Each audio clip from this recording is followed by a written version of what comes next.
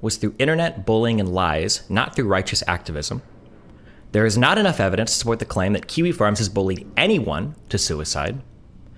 Kiwi Farms was likely not even the main culprit behind most of Keffals' harassment. Keffals grossly misrepresented the events justifying her GoFundMe.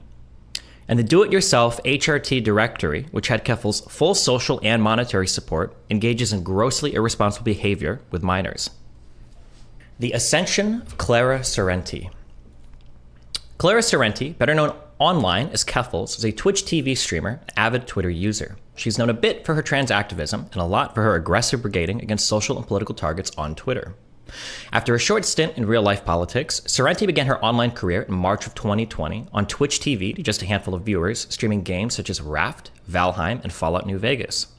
A wave of anti-trans legislation sweeping through the United States inspired her to switch her streaming content over to focus on politics, with her eventually raising over $200,000 for the campaign for Southern Equality to protect trans youth. She now regularly streams to over 1,000 concurrent viewers. Sorrenti made a name for herself on social media by directing her Twitch TV chat to brigade targets, sometimes even on her alternate accounts to get past blocks, by ratioing them on Twitter. I don't know if I need to click like every link to prove this. I'll publish this afterwards, so you guys can always dig through later if you want. Ratioing is when a Twitter user interacts with another user's tweets, either through a direct comment or a quote tweet, surpasses the original tweet in likes and engagement. Sorrenti's Twitter behavior typically involves her streaming her interactions with conservative or anti-trans individuals on Twitter, encouraging her audience to engage in bullying or harassment against whoever she set her sights on, sometimes even asking other larger creators for assistance. On March 22nd, she'd set her sights on Ian Miles Chong, an active anti-SJW famous from before the days of Gamergate. For hours, Sorrenti would go back and forth with Ian on Twitter while coordinating the brigading of her Twitch stream. At approximately 8:50 p.m. UTC, her Twitch stream would get hate-rated or brigaded by a group of malicious chatters after she spent most of her stream fighting with transphobes on Twitter. A moderator of Keffals, Sulio, a Twitch user who has urged other streamers to cut ties with me in the past, would eventually blame my community for this. How ironic. This is something the amount of like stupid shit I never wanted to know in terms of stuff I've been reading about every night over the last few weeks. The funny thing is that the source of all of this conflict, the source of everything starting between me and Keffals, started because Sulio was the one in chat who was the one who actually identified. You figured out why we were hate rated earlier? What happened? It was Sulio was the first one that pointed it out. What the fuck are the chances?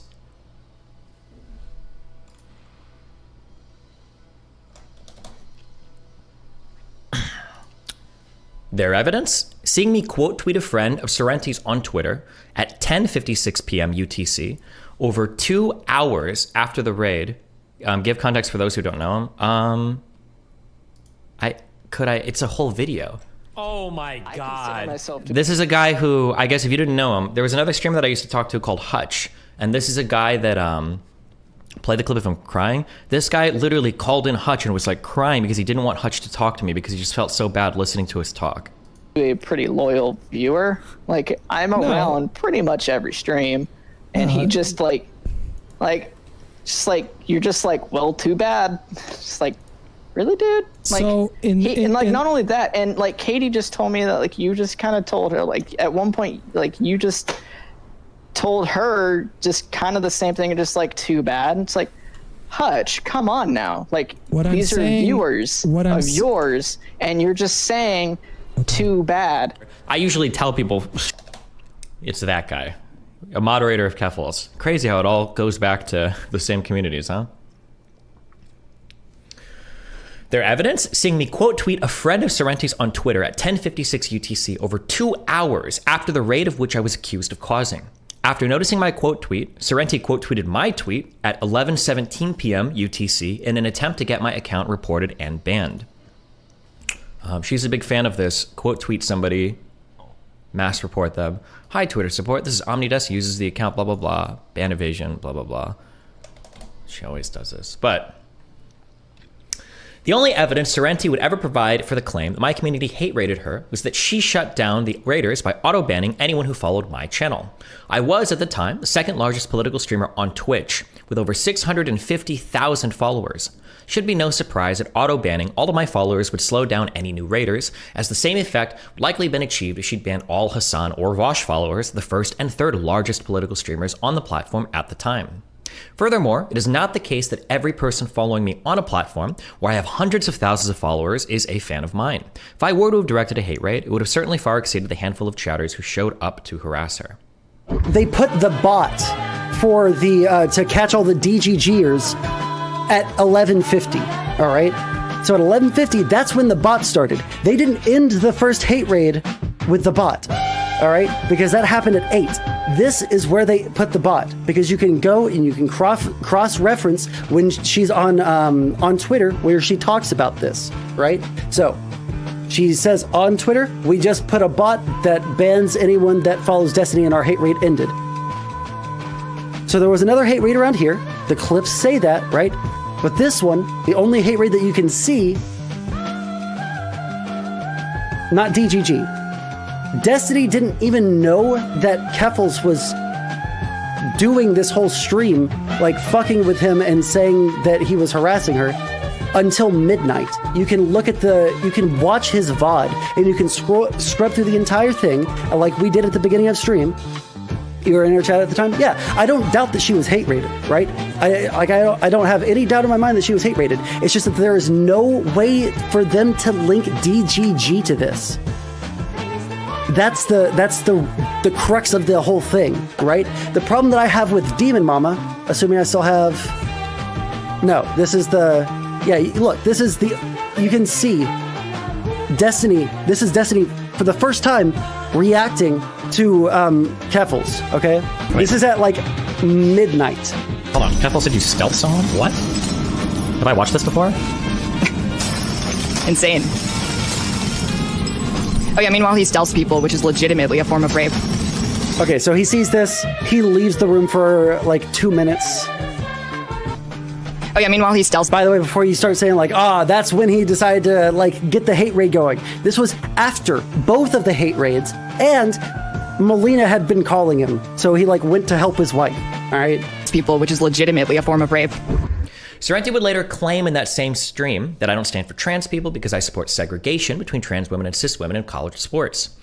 Ostensibly, this single issue is enough to erase the numerous supportive debates and conversations I've had on my stream regarding trans issues. On March 23rd, the next day, my Twitch account would be indefinitely suspended for hate speech due to my stance on trans women competing in women's sports, with Sorrenti later taking credit for my suspension on Twitter. My ban would propel her into the spotlight, netting her almost 30,000 Twitter followers over the next week, making it the single most explosive month of growth her account has ever experienced on the platform, doubling her following. Sorrenti's primary strategy when dealing with people online is to attack, attack, attack. Her goal is to discredit them as much as possible, using half-truths or lies in order to mischaracterize their views into something unacceptable or associate them with unscrupulous actors. I don't know if I want to go through like every time it was kind of hard to strike a balance of like, do I list every time she's been an asshole or lied, and then every time there's like a correction? I guess I can read these. I don't know if I'll go over all the evidence for some of these, but on March 23rd, she claimed I stealthed people, which is legitimately a form of rape. Oh yeah, meanwhile he stealths people, which is legitimately a form of rape.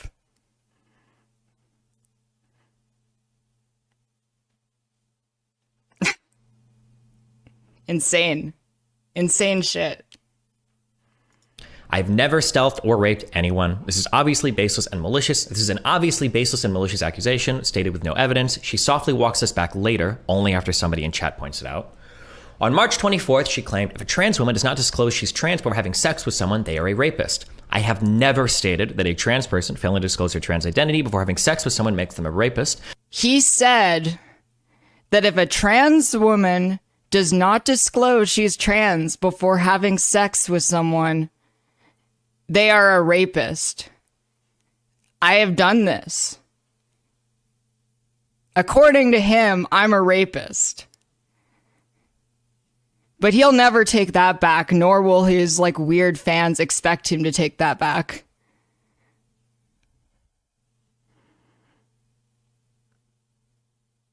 So, why am I expected to apologize for anything? I don't care. This claim is in reference to tweets I made saying you should not surprise someone with a set of genitals they are not expecting. During that discourse, I explicitly made a carve out for people who were post-op, so her framing of my take was a